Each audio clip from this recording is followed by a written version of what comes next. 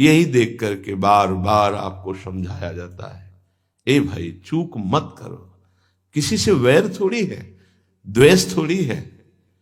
कोई संत यदि आपसे बात करता है तो आपके ऊपर कृपा नहीं, क्यों बात करेगा? क्या लेना है? आपको लगता है हमारे द्वारा कुछ चलता है, हम कुछ है? नहीं नहीं, भ्रम मत करिए, कोई भ्रम मत करिए। आपके लिए वो आपसे बात करते हैं, आपके कल्याण के लिए आपसे बात करते हैं, आपके कल्याण के लिए वो आपको डांटते हैं, आपके कल्याण के लिए आपको दुलार करते हैं। दोनों बातें समझ लीजिए। जो लाडली लाल में चित्त लगाए हुए हैं उनको कहीं किसी सुख की आकांक्षा नहीं। सच्चाई से समझ लीजिए। अगर वो सुख का कहीं खेल खेलते तुम्हें नजर आ रहे हैं, वो तुम्हारे लिए, तुम्हें दुलार कर रहे हैं, निकल चलो। तुम्हें डांट रहे हैं, निकल चलो। तुम्हें प्यार कर रहे हैं, निकल चलो। तुम्हारे मन को अपने प्यार में फांस करके श्री जी के चरणों में समर्पित कर देना, यही काम है। ये सब संतों का यही कार्य है। तुम्हारे संसार के प्यार में फैले हुए मन को समेटकर अपनी वाणी, अपने प्यार के बल से उसे प्रियालाल के चरणों में समर्पित कर देना। पर आपके अंदर ये चाह हो जाएगी, तभी आप उस प्यार को समेटने में सहयोग दे पाएंगे। मुझे अब इस ब्रह्मा के रचे हुए माया से मुक्त होना है, पर आप तो इन्हीं खिलौनों में राजी हैं। और जब इन खिलौनों से मन को हटाने की बात कही जाती है तो आपको बुरा लगता है। आपसे जिसे कहा जाता है कि अब आप ऐसे रहिए, मनो चिन्हारो नाय, तो आपको लगता है कि हमारे संबंधों में प्रहार कर रहे हैं। तुम्हारे संबंध जितने हैं इनका प्रहार पहले हो चुका है काल के द्वारा, तुम इनको नहीं रोक पाओगे। काल पहले ही काट चुका है सारे संबंध। बस तुम संबंध का राग लेकर के यहां से जाओगे, दुर्गति हो जाएगी। और संबंध को प्रियालाल के चरणों में समर्पित करके जाओगे तो सदगति हो जाएगी, अनुराग हो जाएगा। जो आसक्ति संसार के संबंधों में है, वही आसक्ति जब संत महापुरुषों से हो जाती तो मोक्ष का खुला हुआ द्वार, ये भगवान कपिल देव जी कहते हैं। आप अपना अधिकार अपने में मत रखिए, गुरुजनों को दे दीजिए। अब हमारे जीवन की बागडोर आपके हाथ में है, आप जिस दिशा में चाहें ले चलें। हमारा केवल आपकी आज्ञा पालन करना कर्तव्य। तो कह रहे कदापि चिन्मयादुपरि चेत स्पृहा रोहिणे। यदि तुम्हें इस चेतन अचेतन जगत से मुक्त होने की इच्छा जागृत हो गई है तो पहला, स्नेह का संबंध किसी से मत रखिए। स्नेह का संबंध केवल प्रियालाल से रखिए। वही स्नेह जो माता में, जो पिता में, जो भाई में, जो बंधु में, पत्नी में, पुत्र में, वही स्नेह प्रियालाल को चाहिए। आप और सब कुछ दो, भगवत प्राप्ति नहीं होगी। ये स्नेह दे दो तो भगवत प्राप्ति पक्की हो जाएगी। सबसे स्नेह करो श्यामा श्याम के संबंध से। हमारा स्नेह का संबंध श्यामा श्याम से, श्यामा श्याम के संबंध से स्नेह कोई फर्क नहीं पड़ेगा। पर आपको अभी ये कला नहीं आती है। आप जब तक एक बार समस्त संबंधों के स्नेह को बटोर कर प्रियालाल के चरणों में समर्पित नहीं कर देते, तब तक आपको लगेगा, वाणी से बोलोगे कि सब भगवत भाव से, लेकिन पूरा राग यही है, ये हमारे अमुक है, हमारे अमुक है।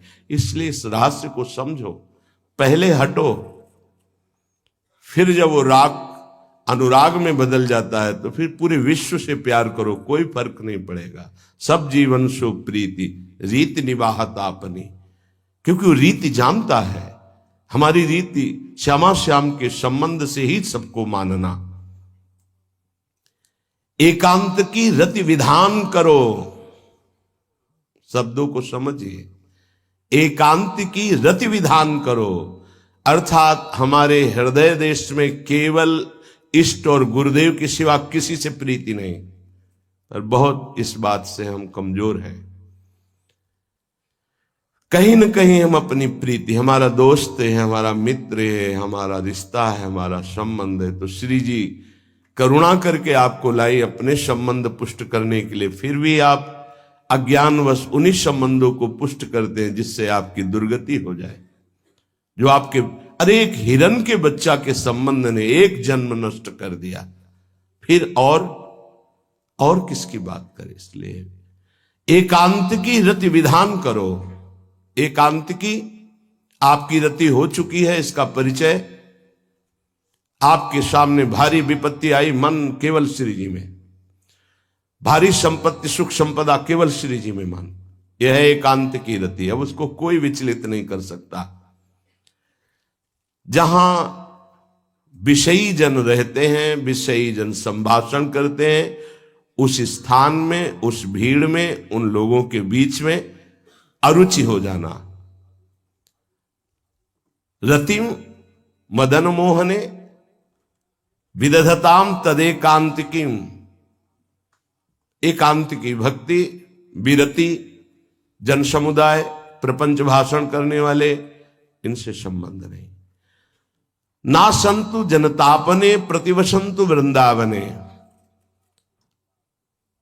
जनता अर्थात केवल विषय प्रपंच की वार्ता करने वाले, तापने, हृदय में ताप पैदा हो उनके संग नहीं, मुझे संग नहीं, कोई भी हो, प्रिया प्रीतम से तुम्हें मतलब नहीं, उनकी चर्चा से मतलब नहीं, उनके संबंध से मतलब नहीं, तो हमारा आपसे क्या संबंध। देखो, जगत के संबंध प्रियता दिखा करके भोग सामग्री दे सकते हैं, धन दे सकते हैं, व्यवस्था दे सकते हैं, पर प्रियालाल की प्रीति नहीं।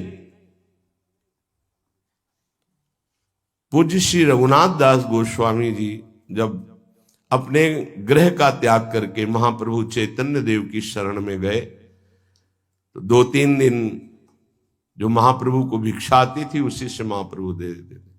उनको लगा कि नहीं, जीवन जब महाप्रभु को समर्पित है तो हमको जीने का ढंग सीखना चाहिए, कैसे हम विरक्त होकर के जिए।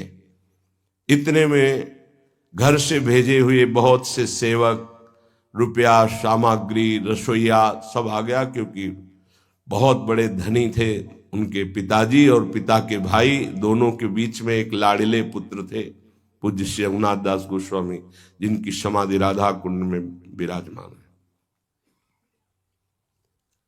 अब सुंदर सुंदर पकवान, भोग सामग्री घर के भेजे हुए रसोइये सब बनाते, प्रभु को भोग लगता, महाप्रभु चैतन्य देव को भी।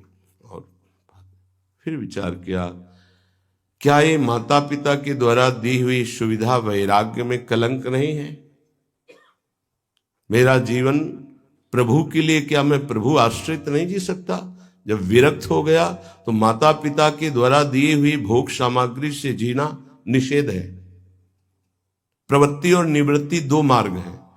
प्रवृत्ति मार्ग में स्वयं अधिकार हो जाता है पुत्र और पुत्री का माता पिता की संपत्ति पर, निवृत्ति मार्ग में नहीं, स्वीकृत नहीं है। निवृत्ति मार्ग में स्वीकृत नहीं। जिसने इस स्वीकृति को स्वीकार किया वो कच्चा ही बना रहता है पूरे जीवन, पक्का वो कच्चा बना रहता है। ये दृढ़ बात समझ लीजिए। आज तक इतिहास है विरक्तों का। निवृत्ति मार्ग पर अगर वैराग्य ले लिया तो माता पिता के द्वारा उसका भरण पोषण कभी नहीं हुआ। आप पढ़ करके देख लीजिए, चाहे कोई भी हो, किसी भी मार्ग का हो। जब रत्नावती जी ने, उनके लिए चिट्ठी आई, पुत्र ने भेजा कि पिता ने सभा में मुंडी का पुत्र कह के कहा, मतलब सन्यासिनी का पुत्र कह के, माता अब हमारी इस नाम की रक्षा करना। ये हुई चिट्ठी पढ़ी तो महल छोड़ दिया उसी समय, और नाई को बुलवाया, अपने जो राजरानी के बाल थे उतरवा दिया, और संत सभा में बैठ गए। आज से कहा राज अन्न का त्याग। अब ग्राम नगर के द्वारा दी हुई भिक्षा के द्वारा भरण पोषण होगा, इस राजा के द्वारा दिए हुए नहीं। और पति थे माधव सिंह। जब ये बात सुनी तो उनको भयंकर क्रोध हुआ। मेरे सामने मेरी पत्नी, मेरा इस तरह का अपमान, मारने का प्रयास किया, निष्फल है। अंततो गत्वा, चरणों में हाथ रख के माथा रखा है, पढ़ के चरित्र देख लेना। नहीं इनके महल में रहूंगी, नहीं इनका भोजन पाऊंगी। विरक्त होकर के माता पिता के द्वारा भरण पोषण होना एक बार एक भिक्षा के लिए तो अनुमति है। अगर विरक्त हो गया है, एक भिक्षा अगर माता पिता करा दे तो वो स्वीकृत है, इसके अलावा नहीं। आप चरित्रों को पढ़ के दे, सिद्धांत से नहीं चलोगे तो 4 दिन बाद फिर उसी में आ जाओगे। जब हम विरक्त हो गए, पूरे विश्व का भरण पोषण प्रभु करते, तो मेरा नहीं करेंगे क्या? आज अगर कोई जुड़ा है तो वैराग्य और भगवत प्राप्ति के लिए जुड़ा है। हमारा संबंध संसारिक नहीं, भागवतिक। जिस मार्ग में हम हैं उस मार्ग में। रघुनाथ दास गोस्वामी को 2-4 दिन हुए, फिर अंदर आग लग गई, नहीं पिता के द्वारा दिए हुए वैभव को नहीं भोगना, वापस। अब कैसे जिए? जहां सिंहपौर पर जगन्नाथ जी के सब भिक्षुक खड़े होते थे, उन्हीं के बीच में खड़े हो गए। अब जो बांटते हैं तो उनका स्वभाव है लेने वालों का दौड़ दौड़ कर आगे लेना। कभी कभी मिलता, उनको शांत खड़े रहते तो पा लेते, नहीं मिलता प्रसाद तो भूखे रह जाते। फिर विचार किया, इसमें खड़े होकर के भी एक वृत्ति बनी रहती कि आने वाला देगा, ये भी ठीक नहीं। एक जगह अन्न क्षेत्र में अन्न बंटता था, वहां से जाके लाने लगे। फिर विचार किया, विवेक धैर्य नहीं लेने देता। यार हम यहां कोई सेवा तो करते नहीं, क्योंकि भरपेट अन्न पाने का जिस क्षेत्र में अधिकार है तो वहां सेवा करना जरूरी। चाहे पोछा लगा दो, चाहे पत्तल फेंक दो, कोई सेवा वहां करनी चाहिए, तभी आपका वैराग्य सुरक्षित रहेगा, नहीं तो फिर ठीक नहीं है। वहां अन्य क्षेत्र में भी छोड़ दिया भोजन लेना। आप कैसे जिए? तो रात्रि में जो महाप्रसाद गाय को डाल दिया जाता था, गाय भी छक के जब नहीं पाती थी तो वो रात्रि के 10-11 बजे निकलते और वो महाप्रसाद जो पड़ा रहता उसको उठा के लाते, जल से धोते, सड़े सड़े निकाल के चावल, फिर उसे पाते। महाप्रभु ने पूछा, गोविंद, गोविंद दास सेवा में रहते, गोविंद ये रघु अब क्या पाता है? बोले प्रभु बहुत वैराग्य से रह रहे। बताया तो उनका, अच्छा ऐसा अमृत अकेले अकेले पाता है, हमको कभी निमंत्रण नहीं दिया, अब हम चुपके से छीन के पाएंगे। महाप्रभु चले रात्रि के जब वो कटोरे पे इतने से चावल सही निकाल कर पानने में लगे थे, पीछे से महाप्रभु गए, से लिया। अरे प्रभु आपने, उनका इतना स्वादिष्ट अमृत पाता है और मेरे को कभी निमंत्रण नहीं दिया, निहाल कर दिया। उनके लिए आया सोवत हु रसना रटे राधा कृष्ण सुनाम। वो जब सोते थे तो उनकी जबान से राधा कृष्ण राधा कृष्ण राधा कृष्ण। ये इस मार्ग के पथिक। निवृत्ति मार्ग और प्रवृत्ति मार्ग में अंतर है, आप लोग इस बात को समझें। निवृत्ति मार्ग श्री जी के भरोसे का है, आप विश्वास कीजिए। जब इष्ट के भरोसे में है तो जिनकी पलक झपकते अनंत ब्रह्मांड रचना हो जाती, उनके लिए कोई ये बड़ी बात हो गई क्या? ये कोई बड़ी बात है उनके लिए? हम उनका भरोसा त्याग करके निवृत्ति मार्ग के हो करके और परिवार के द्वारा भरण पोषण हमारा हो, भाई ये तो नहीं समझ में आता। भरोसो दृढ़ इन चरणन केरो। निवृत्ति मार्ग तो निवृत्ति मार्ग, प्रवृत्ति मार्ग तो प्रवृत्ति मार्ग। प्रवृत्ति निवृत्ति, निवृत्ति में प्रवृत्ति, बहुत समझकर संभल कर चलना पड़ेगा। जो मार्ग भगवान ने बनाया उसके अनुसार। तो कह रहे न संतु जनता, तुम्हारा व्यवहार जनता से नहीं होना चाहिए। व्यवहार शून्य व्यवहार है, ध्यान रखना। दसियों हजार लोगों के दर्शन होते हैं, एक का भी परिचय नहीं है। हजारों लोगों से संभाषण है, एक भी हमारा मित्र नहीं है कि ये हमारा है, तुम लोग इसके साक्षी हो। ये हमारा बंदा है, एक भी नहीं। साफ श्री जी के हो, श्री जी से संबंध है, मैं सिर्फ एक नौकर हूं। श्री जी की बात आपको बता देता हूं, आपकी बात श्री जी को बता देता हूं। हमारे श्री जी, इसके सिवा कोई नहीं। एकांत की रति, जनता से संबंध रहित, श्री जी के संबंध से सब जीवन सो प्रीति। श्री वृंदावन में वह चिदानंद रस को प्राप्त होता है। यह है रहनी। वृंदावन इह विधि बसे तज के सब अभिमान, तृणते नीचो आपको जाने सोई जान। ये समझ जाओ किस बात का आश्रय लिए हो। जिनको ब्रह्मांड रचने में सेकेंड नहीं लगा है, वो हमारी प्रियाजू के अधीन है। हमको कुछ अपनी व्यवस्था के विषय में सोचना, मानो शरणागति के विषय में आपको अविश्वास, कलंक है ये बात। हे, बिल्कुल भरोसे पे हो जाओ, फिर सामने देखो क्या होता है। बिल्कुल भरोसे पे हो जाओ। गुरुजनों ने कभी भी अन्य आश्रय नहीं होने दिया, कभी भी अन्य जगह जगह बचाते। वो जानते हैं कि अन्य आश्रय, धन का आश्रय, वस्तु का आश्रय, व्यक्ति का आश्रय, ये तुमसे सच्ची बताते हैं, गुरुजनों की कुछ बातें बाद में समझ में आती, पहले समझ में नहीं आती। केवल श्री जी का भरोसा रखो, जिसने आज दिया है वही कल देगा। जब गुरु जी को कोई कहता कि कभी काम में आ जाएगी ये वस्तु, रख लो, तो बोले इसी को मिटाने के लिए बाबा जी हुए हैं। जब कभी काम में आनी होगी तो तुरंत श्री जी भेजेंगे, हम इसको पहले से क्यों रखें। ये हमें चाहिए कि केवल श्री जी का आश्रय लेकर वृंदावन वास हो। देखना कितना आनंदित रहोगे। फिर रोना आता है, तुम्हारे आंसू फिर निकलेंगे। जब आप एकांत में होंगे, आपका कोई नहीं होगा और आपकी परिस्थिति विपरीत होगी, तब जो शरणागति होती है वही भगवत प्राप्ति कराती है। जब तक विपरीत परिस्थिति नहीं आएगी तब तक शरणागति परिपक्व नहीं होगी। बात लिख लीजिए, चाहे वो द्रौपदी जी हो, चाहे गजराज गजेंद्र जी हो, चाहे कोई भी हो, जब ऐसी विपरीत परिस्थिति आए कि कोई भी सहयोगी नहीं रह गया, तब शुद्ध शरणागति और भगवत साक्षात्कार।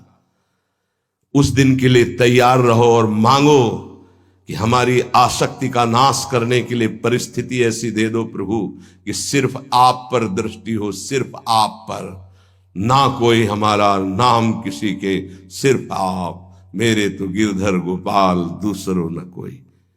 बात समझो, सत्संग की बात को समझो, परमार्थ की बात को समझो। तो जब कोई हमारे जीवन में प्रश्न आता तो जो नील चादर ओढ़े हुए विराजमान है, उनकी चादर की तरफ देखते, आकाश की तरफ। बाहर निकलकर आकाश की तरफ देखते।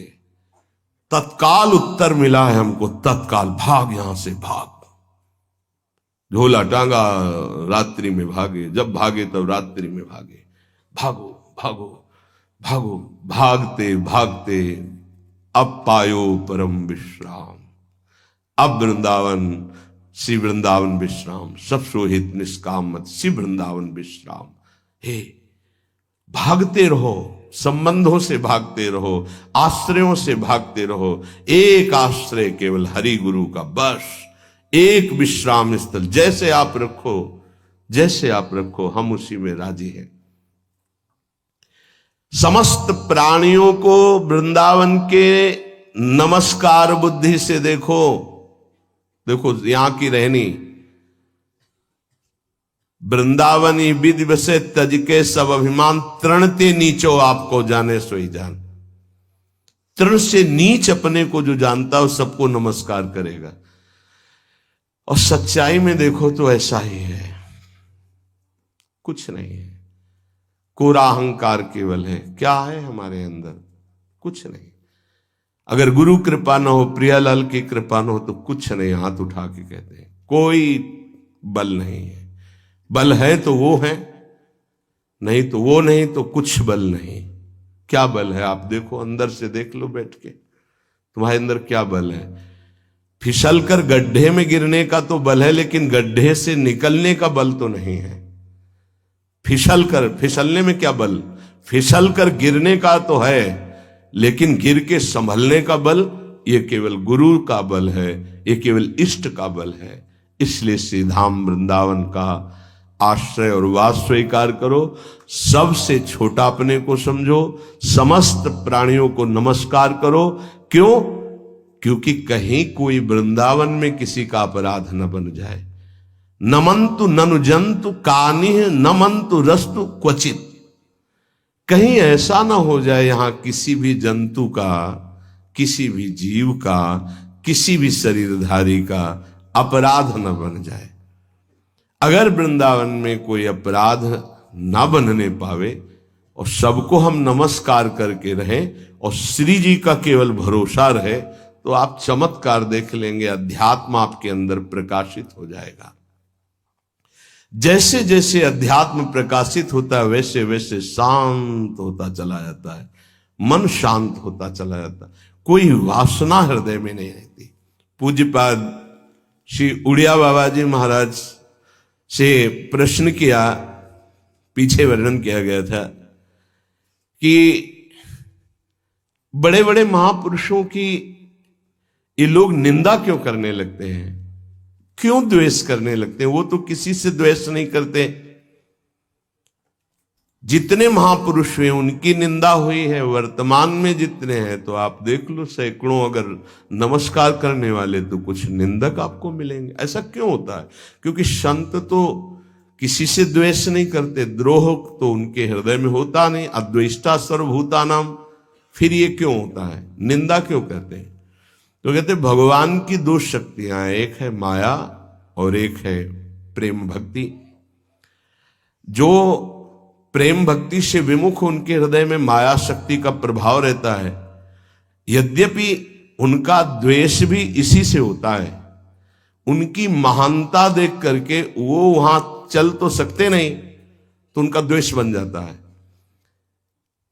महानता देख करके उसमें चल नहीं पाएंगे। जैसे कहावत में आता है कि एक अंगूर को बहुत कोशिश की पाने की, जब नहीं मिले तो कहा खट्टे हैं, प्रयास किया लेकिन नहीं मिला। तो उनका प्रयास माया जनित है, तो प्रेम या भक्ति या सद्गुण या भगवद आश्रय नहीं धारण कर पाते, तो उनको द्रोह हो जाता है संतों से। अब नरसिंह मेहता जी का चरित्र देखिए, बड़े बड़े भक्तों का, उन्हीं के गांव के लोग, उन्हीं के घर के परिवार के जनों ने ही द्रोह पैदा कर दिया। द्वेष, निंदा, मारने की चेष्टा, अपमान, ऐसे। अच्छा सोचो, उड़िया बाबा जैसे महापुरुष से क्या कभी ऐसा हो सकता है कि उनके मारने के लिए आदमी लगा दे? विचार करके देखो। पैसा देकर भेजा गया था कि सत्संग में जाके नाक काट लो। वो आदमी चुपचाप चाकू लेकर के आया और प्रणाम के बहाने तो संतों के सामने कौन रोकता, तत्काल चाकू निकाली और जे भी मारा तो हाथ पकड़ते पकड़ते चावल भर नाक में चल, मतलब थोड़ा सा ऐसे खून निकलने लगा, ऐसे